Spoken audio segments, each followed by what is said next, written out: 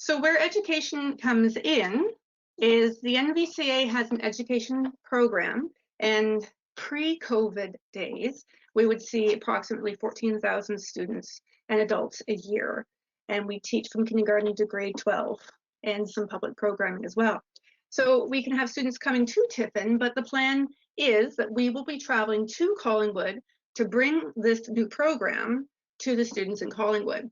And we're really hoping that that's going to be in keeping with our new COVID regulations. It would be better for us to travel to students instead of putting children on a bus.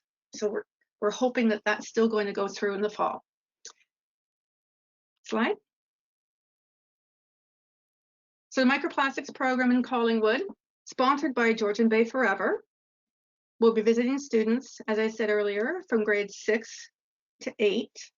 And they'll be learning about watersheds and how water travels down slopes and carries all of this waste down into Georgian Bay, and one of them being the microplastics.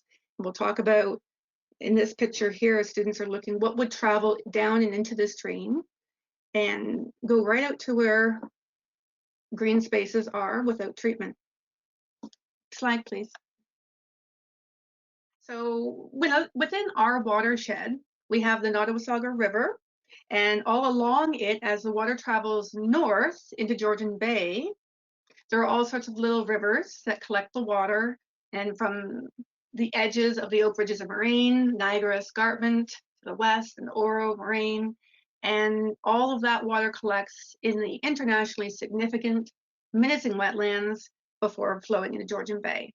And a watershed is typically geographically designed like a big bowl. And so this bowl, which is our Nottawasaga Valley, all of that water travels and ends up pouring out as if the bowl has one little spout into Georgian Bay. Slide, please. Thank you.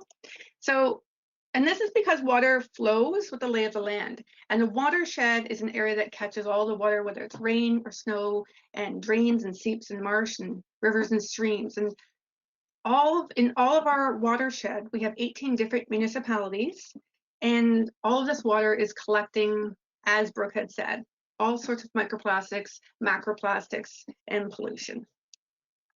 Slide, please.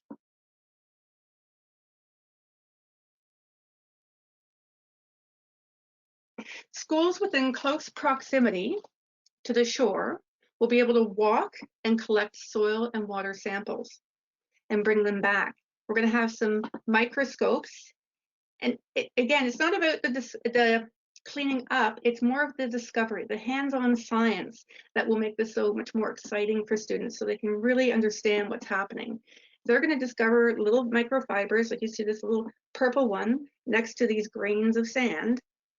And they're going to find nurdles and foam pellets. And they're really going to grasp what's happening and why it's important to divert any of these plastics, whether they're macro and breaking down to become these microplastics. Slide, please. They're going to have worksheets like this, and they're going to be collecting and sorting and counting. And much like Georgian Bay Forever does in terms of telling what are the types of garbage, where are they coming from? And in that way, students can really see how the changes and the things that they might be able to do to divert their own waste, whether they're refusing a straw when they go to fast foods, and how those things end up along our shores. They can actually see it and tally it for themselves. Slide, please. If the students in Collingwood are too far to walk from their school to the shoreline, we will be using and focusing on microfibers. So these microfibers that are captured in the Divert and Capture program, we're going to be looking at those and sorting them as well, and determining what type of clothes, and thinking about what things could be on the clothes, whether pollutants could be in there as well. You can see this is a bunch of sand up close, and there is a fiber in there. So it's going to be a real exciting experiment for the students. Slide, please. And I really like how Brooke talked a lot about how we can change. With our programs, we always try to stop all programming on a good note, on a positive note. So we talked briefly about things that humans do to the environment that are not good. We have something called the bad hippo and the good hippo. And so hippo habitat destruction is one of the main reasons why we have species at risk. And we talk about invasive species and pollutions, of which obviously our micro and macroplastics would be in. And people and over harvesting. What we really try to focus on more so is the good hippo. Slide, please.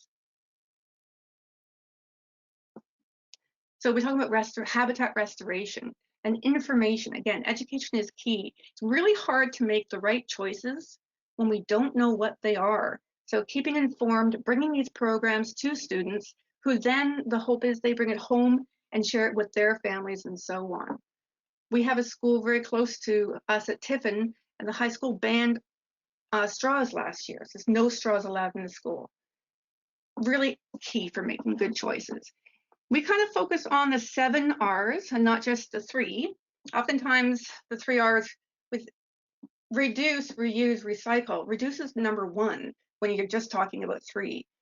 But more and more we're hearing about 7 R's. So the first thing is to refuse. If you're going through getting some fast food, you can refuse the plastic and bring your own containers. Reducing your waste, reusing things, and letting things rot is another one that's a new thing to think about.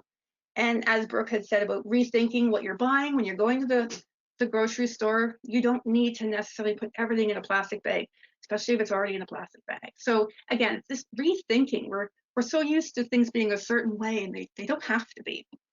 Purchase items responsibly, and organizations like GBF, who are working on collecting money so that they can put that money to good use to clean up the environment. So one person can make a lot of difference. And actually, I think that's my last slide, Brooke.